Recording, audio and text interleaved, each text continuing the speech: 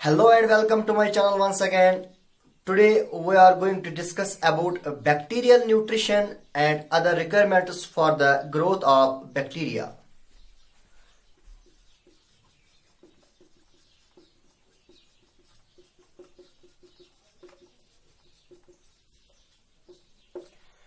Bacterial nutrition and other requirements. First we will discuss about bacterial nutrition. Bacterial nutrition मतलब nutrition required for the growth of bacteria. जैसे हमने previous lecture में बोला था bacterial growth में कि जब हम बैक्टीरिया को ग्रो करवाते हैं, जब हम बैक्टीरिया को ग्रो करवाते हैं उसके लिए हमें चाहिए culture media.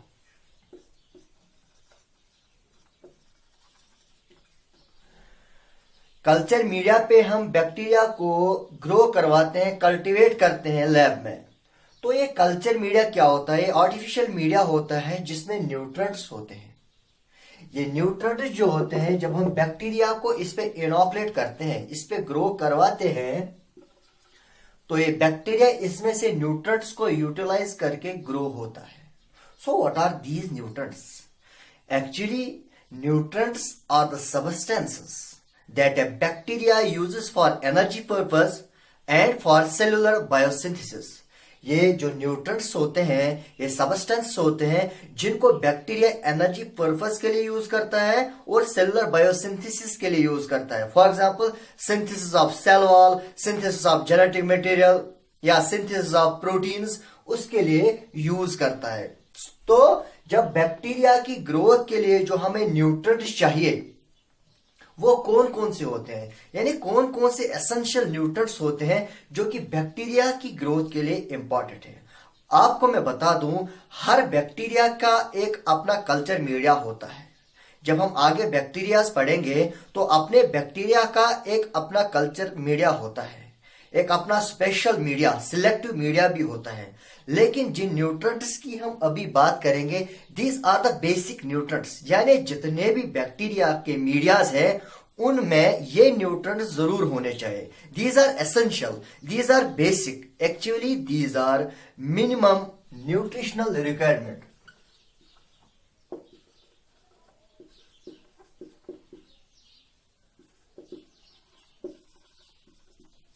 Minimum nutritional requirement मतलब अगर ये न्यूट्रिएंट्स हम कल्चर मीडिया में, ये बेसिक न्यूट्रिएंट्स कल्चर मीडिया में ऐड नहीं करेंगे तो ये बैक्टीरिया ग्रो नहीं करेगा।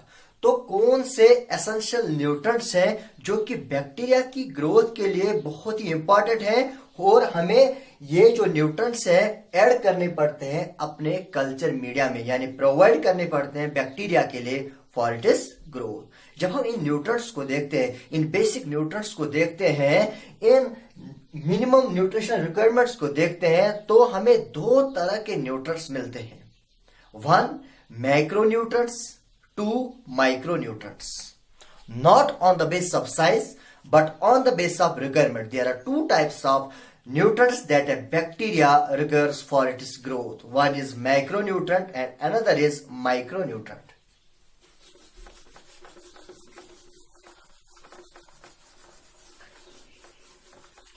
Macronutrient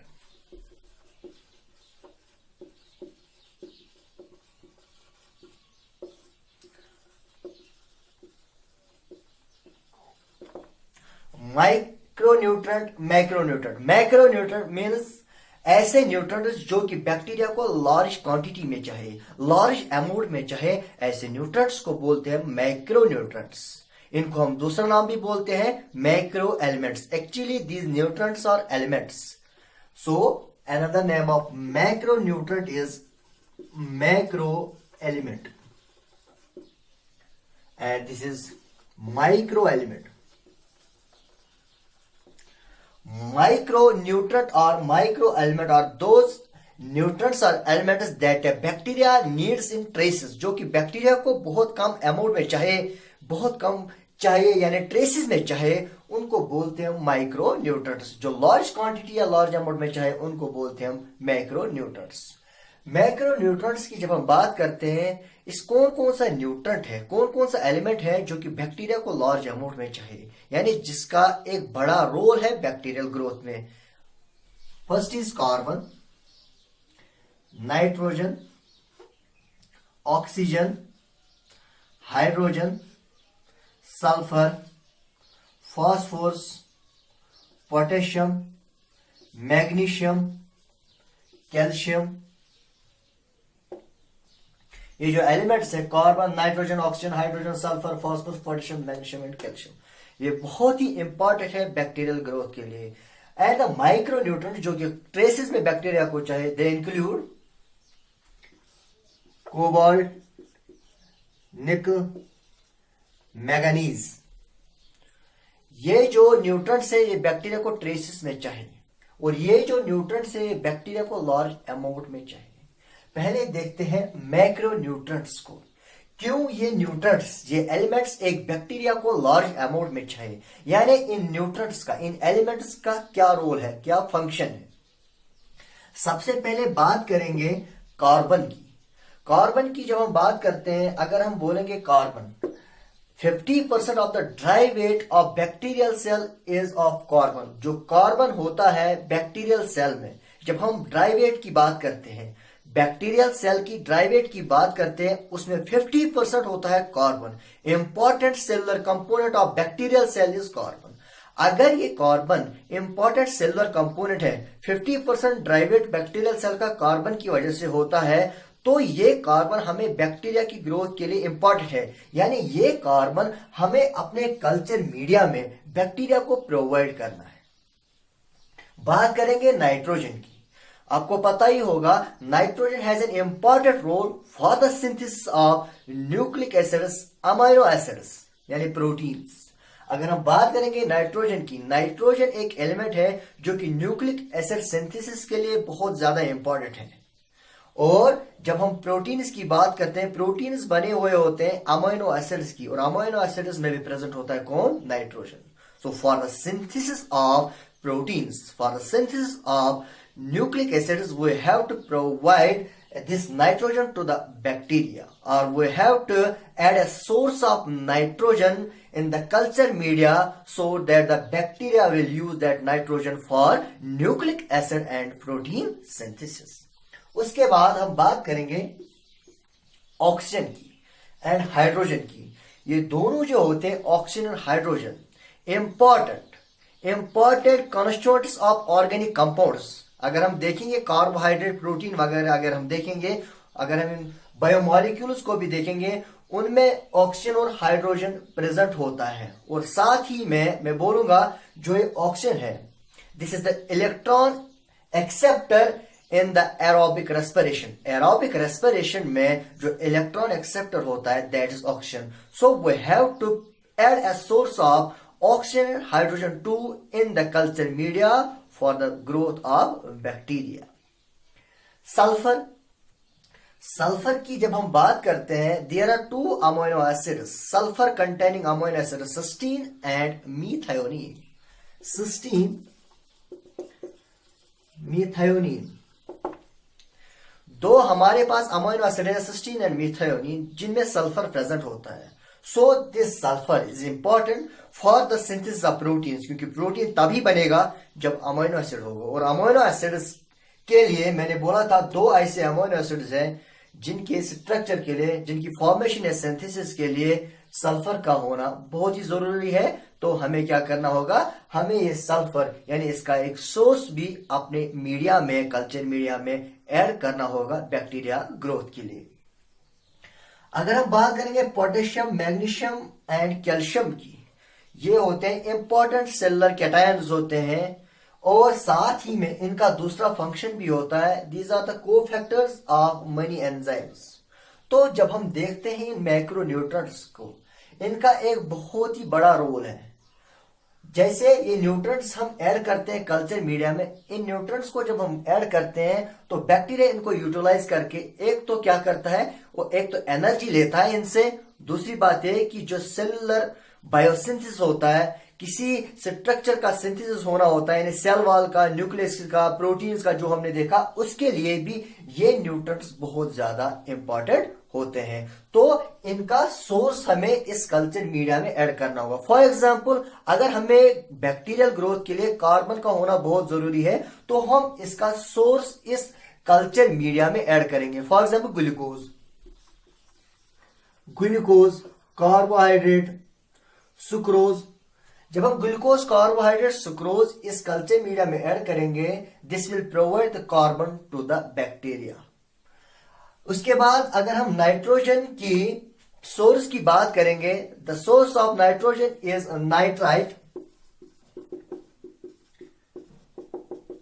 nitrate, ammonium ion.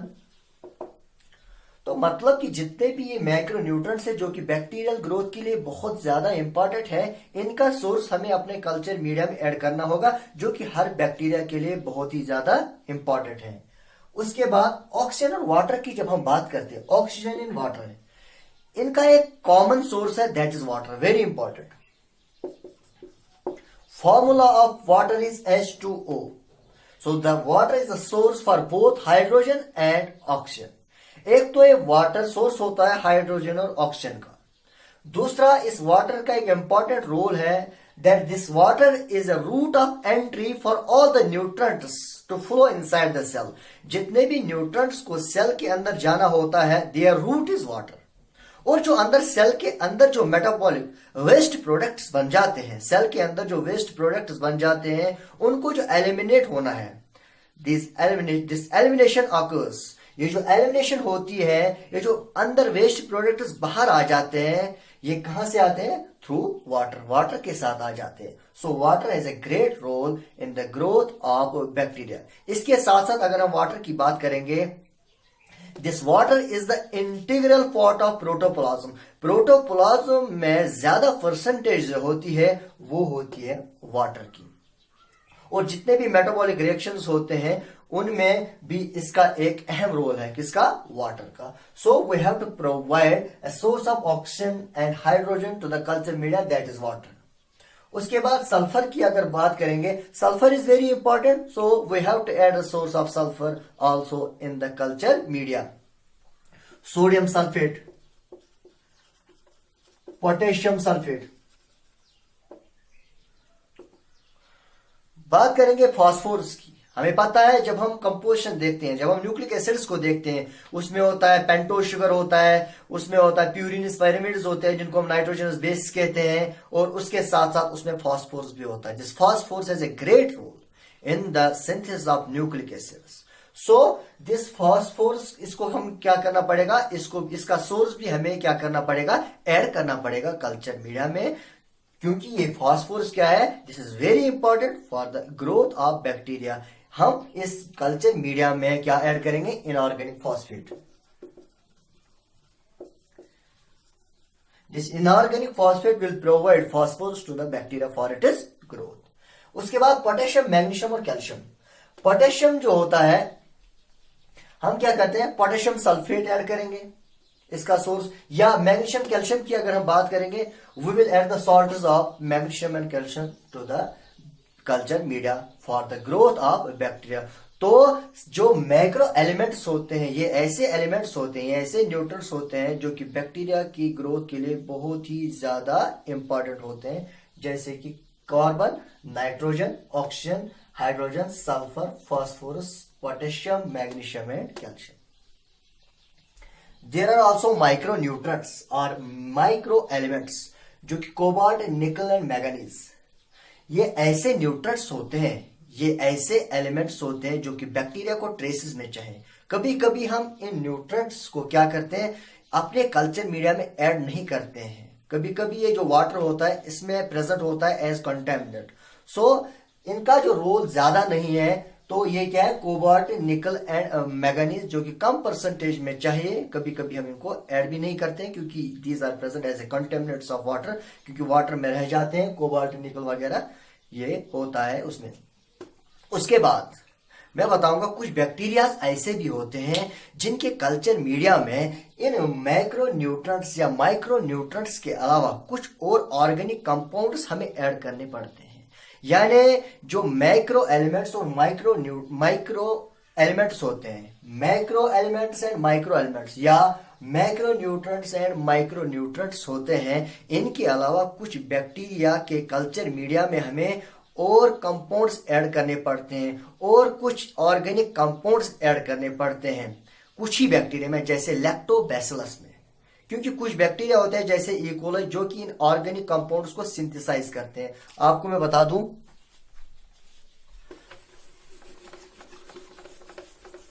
अगर हम बात करेंगे लैक्टोबैसिलस की,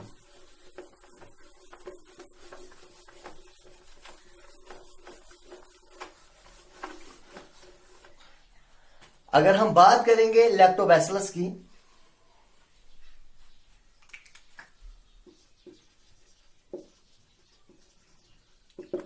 लैक्टोबैसिलस के केस में हमें कल्चर मीडिया में इन मैक्रो एलिमेंट्स के अलावा, इन माइक्रो एलिमेंट्स के अलावा कुछ और ऑर्गेनिक कंपाउंड्स ऐड करने पड़ते हैं, जैसे कि प्यूरिन्स एंड पैरामिडिन्स,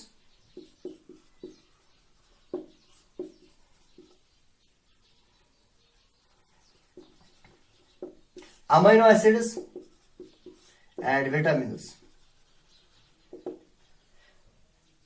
क्योंकि certain bacterias are unable to synthesize this organic compound. जबकि हम बात करेंगे दूसरे बैक्टीरिया की, जैसे इकोलाई, इकोलाई के केस में हम ये ऑर्गेनिक कंपाउंड जो होते हैं ये ऐड नहीं करते हैं, क्योंकि इकोलाई एक ऐसा बैक्टीरिया है जो कि इन ऑर्गेनिक कंपाउंड्स को खुद ही सिंथेसाइज करता है और लैक्टोबैसिलस इन ऑर्गेनिक कंपाउंड्स को सिंथेसाइज नहीं कर पाता है। तो इसके कल्चर मीडिया में हमें ये वाले ऑर्गेनिक कंपाउंड्स ऐड करने पड़ते हैं। इन ऑर्गेनिक कंपाउंड्स को हम बोलते हैं growth factors.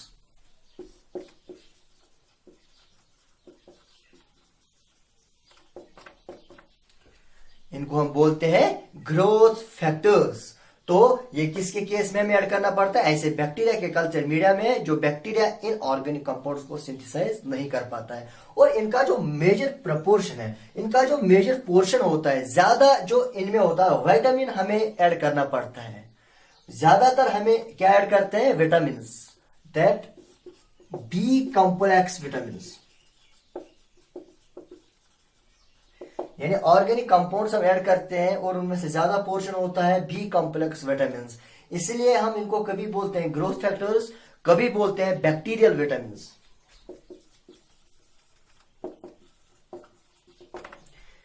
These are the B complex vitamins like thiamine, riboflavin, nicotinic acid, folic acid, vitamin B. ये बहुत सारे जो विटामिन बी कॉम्प्लेक्स है ये हमें ऐड करने पड़ते हैं उन बैक्टीरिया के कल्चर मीडिया में जो कि इन ऑर्गेनिक कंपाउंड्स को सिंथेसाइज नहीं कर पाते। ये था न्यूट्रिशन ऑफ द बैक्टीरिया, कुछ न्यूट्रिएंट्स जो कि बैक्टीरिया की ग्रोथ के लिए बहुत ही इंपॉर्टेंट होते हैं, यानी कुछ न्यूट्रिएंट्स जिनके बगैर आपका बैक्टीरिया ग्रो नहीं कर पाएगा। वैसे मैंने बोला अलग अलग बैक्टीरिया का अलग अलग अपना कल्चर मीडिया होता है, लेकिन ये जो न्यूट्रिएंट्स होते हैं, ये जो ऑर्गेनिक कंपाउंड्स होते हैं, ये बैक्टीरिया की ग्रोथ के लिए बहुत ही ज्यादा इंपॉर्टेंट होते हैं। अब हम बात कर लेंगे अदर रिक्वायरमेंट्स की। इन न्यूट्रिएंट्स के अलावा इस बैक्टीरिया की ग्रोथ के लिए क्या क्या जरूरी होता है? Other requirements for the growth of bacteria.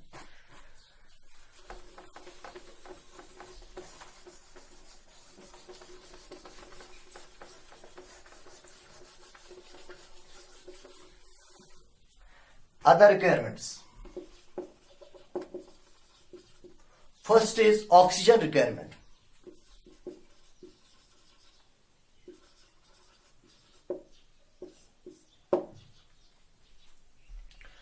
Oxygen requirement, जब हम बात करते हैं ऑक्सीजन की, based on the influence of the oxygen on the growth of the bacteria, oxygen का बैक्टीरियल ग्रोथ पे क्या असर पड़ता है, इस बेसिस पे हम देखते हैं कि बैक्टीरिया के दो टाइप्स हैं। On the base of influence of oxygen on the bacterial growth there are two types of bacteria. एक ग्रुप होता है जो कि ऑक्सीजन की प्रेजेंस में अच्छी तरह से ग्रो करता है, these are called as aerobes.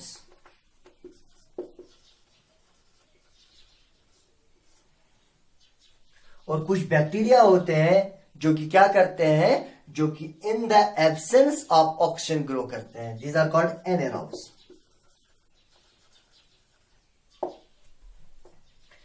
Aerobic bacteria ऐसे बैक्टीरिया होते हैं जो कि ऑक्सीजन की प्रेजेंस में ग्रो करेंगे, और एनारोबिक बैक्टीरिया जो कि ऑक्सीजन की प्रेजेंस में ग्रो नहीं करेंगे। फर्दर अगर हम देखेंगे, इस एरोब के फर्दर टू टाइप्स हैं। एक है ओब्लिगेट एरोब,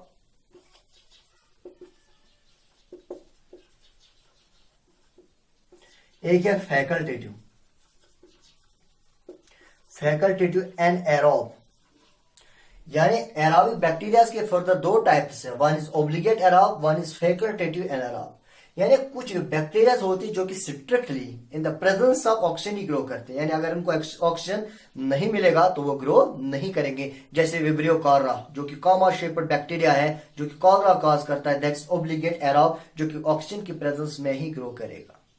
फैकल्टेटिव एनारोब ऐसे बैक्टीरिया जो कि ऑक्सीजन की प्रेजेंस में तो ग्रो करते हैं, लेकिन अगर कभी इनको ऑक्सीजन ना भी मिलेगा तब भी ये ग्रो करते हैं। और मैं आपको बता दूं, बहुत सारे most of the pathogenic bacteria जो होते हैं, जिनको हम आगे पढ़ेंगे, जो कि मेडिकली इंपॉर्टेंट होते हैं, वो बिलोंग करते हैं इस ग्रुप से, फैकल्टेटिव एनारोब से। याद रखना, pathogenic bacteria, most of the pathogenic bacteria belongs to the group facultative anaerobe, यानी ऐसे बैक्टीरिया जो कि ऑक्सीजन की प्रेजेंस में ग्रो तो करते हैं, लेकिन कभी कभी ये इन द एब्सेंस ऑफ ऑक्सीजन भी ग्रो करते हैं।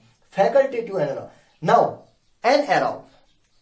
एनारोब क्या होते हैं? जो कि ऑक्सीजन की एब्सेंस में ग्रो करते हैं। फॉर एग्जाम्पल क्लोस्ट्रीडियम आपने सुना होगा, क्लोस्ट्रीडियम टेटनाई जो कि टेटनस कॉज करता है, तो वो बैक्टीरिया जो होता है वो इन the absence of oxygen he grow करता है, clostridium.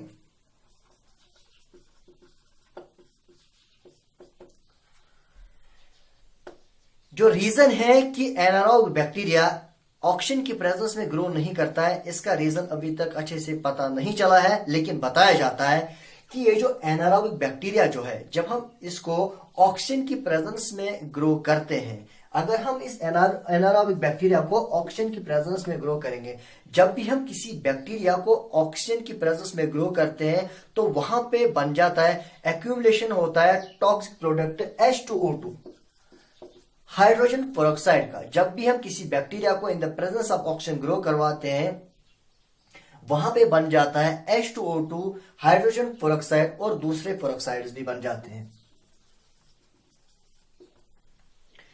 This hydrogen peroxide and other peroxides are toxic to the bacterial growth. लेकिन जो एरोबिक बैक्टीरिया होते हैं, जब उनमें H2O2 बन जाता है, वो इसको कन्वर्ट करते हैं वाटर एंड ऑक्सीजन में।